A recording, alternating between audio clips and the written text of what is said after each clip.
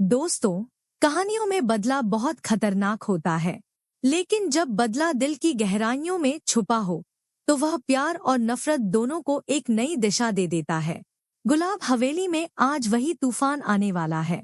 आरव, एक भाई, एक ऐसा भाई जिसने अपनी बहन ईशा को टूटते बिखरते देखा। कभी सोचा है, एक बहन का दर्द उसके भाई के दिल को कितना चुभता है। जब उसकी मुस्कान जबरदस्ती छीन ली जाए, तो उस भाई का सब्र कब तक जिंदा रहेगा। गुलाब हवेली का दरवाजा हर रोज सुबह शाम एक सी आवाजों से गूंजता था। सिल्वर की पायलों की छान छान, रसोई से निकलती मसलों की खुशबू और दादी माँ के भजन की मधुर धुन। पर इस हंसी के पर्दे के पीछे एक औरत रोज टूट रही थी, ईशा।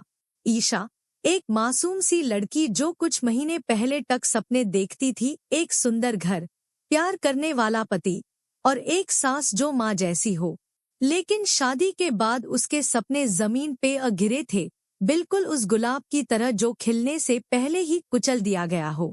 सूरज ईशा का पति एक नाम था, पर रिश्तों में सिर्फ अंधेरा था।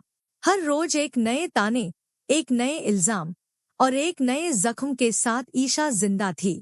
उसके कपड़ों पे सिलवटें कम होती जा रही थी, लेकिन उसके दिल पे निशान गहरे होते जा रहे थे। उसके आंसुओं का कोई हिसाब नहीं था और उसके खामोशी का कोई मूल्य नहीं था। दाई माँ, इस घर की मुखिया, एक औरत जिसे परिवार का गर्व कहा जाता था, लेकिन ईशा के लिए वो एक जेलर थी। हर वक्त उसके कानों में यही गूंजता था, तेरी औकात क्या है। हमें तो ये शादी मजबूरी में करनी पड़ी थी। ईशा की हर सुबह एक नए इम्तिहान के साथ शुरू होती थी। कभी चाय में चीनी कम होने का इल्जाम, तो कभी मेहमानों के सामने उसका अपमान। जब तक लोग देखते, तब तक उससे एक मुस्कान देनी होती थी, लेकिन जैसे ही दरवाजा बंद होता, उसकी मुस्कान टूट जाती थी। एक दिन ईशा छुपके अपने कमरे में रो रही थी और उसके भाई आरव ने उससे वीडियो कॉल किया। पहली नजर में ही आरव समझ गया कुछ तो गलत है। ईशा के चेहरे पे ना रोशनी थी, ना सुकून। उसकी आंखों के नीचे डार्क सर्कल्स गवाही दे रहे थे कि वो चैन से नहीं सोई। तू ठीक है ना, ईशा? आरव ने पूछा। ईशा ने झूठ बोलने की कोशिश की, लेकिन भाई का दिल भाई से कब छुप सका है। बता मुझे, किसने कुछ कहा? आरव का टोन बदल गया था। उसकी आंखों में गुस्सा था, दिल में बेचैनी। ईशा चुप थी, सिर्फ आंसू बह रहे थे। कहीं ना कहीं उसकी खामोशी आरव के दिल में तूफान ले आई थी। उसी रात आरव ने एक फैसला किया, मैं ये जुल्म और बर्दाश्त नहीं कर सकता। अब मेरी बहन के आंसुओं का हिसाब होगा।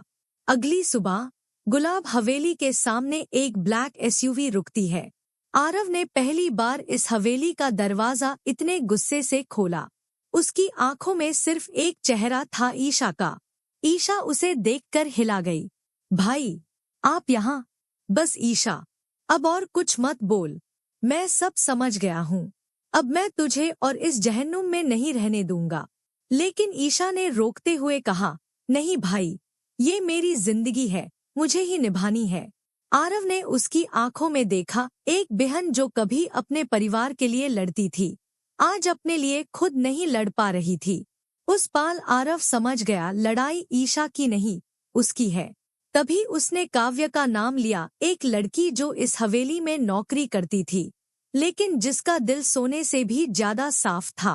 काव्य, जो ईशा का दर्द रोज महसूस करती थी, उसके हर आंसू में भीग जाती थी। आरव ने काव्य से कहा, मैं कुछ करना चाहता हूँ, मेरी बहन के लिए न्याय। क्या तुम मेरा साथ दोगी? काव्य ने थोड़ा सोचा, फिर अपने हाथ जोड़कर कहा, मैं आपके साथ हूँ आरव जी। जब तक मेरी सांसें हैं, मैं ईशा दी के लिए लड़ूंगी। आरव के चेहरे पर पहली बार एक चिंगारी जली, न्याय की, बदले की और प्यार की भी। यही था आरव का पहला कदम, उस जंग की तरफ जिसमें दिल भी था और दाग भी।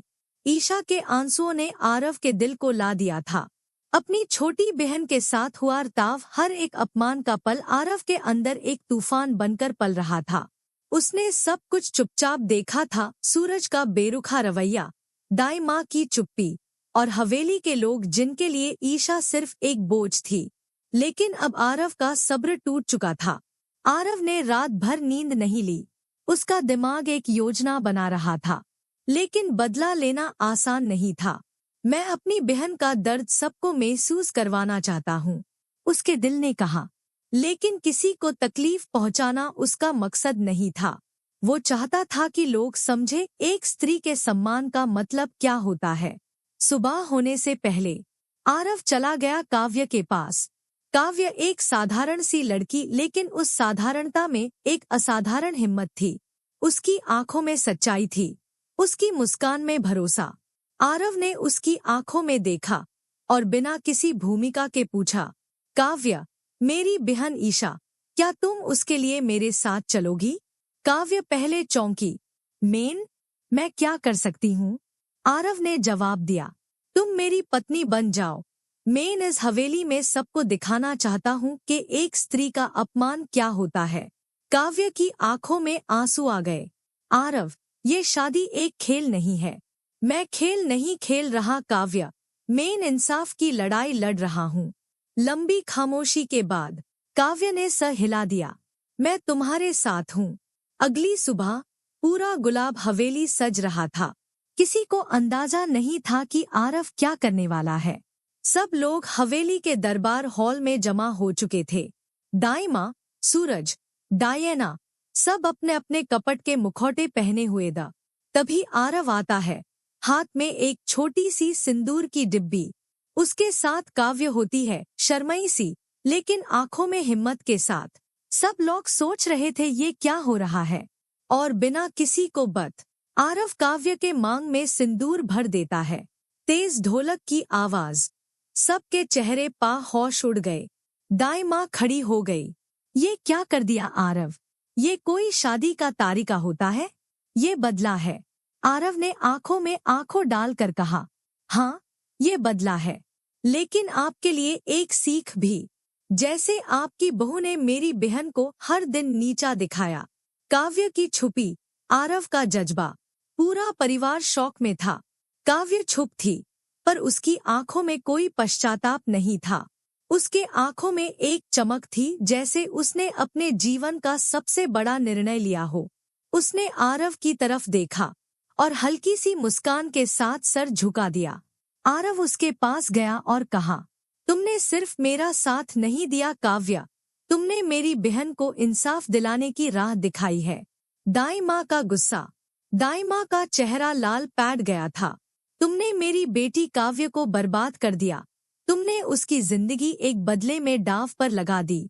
आरव ठंडे लहजे में बोलता है, आपके लिए ये बदला हो सकता है, लेकिन मेरे लिए ये एक इंसाफ की शुरुआत है।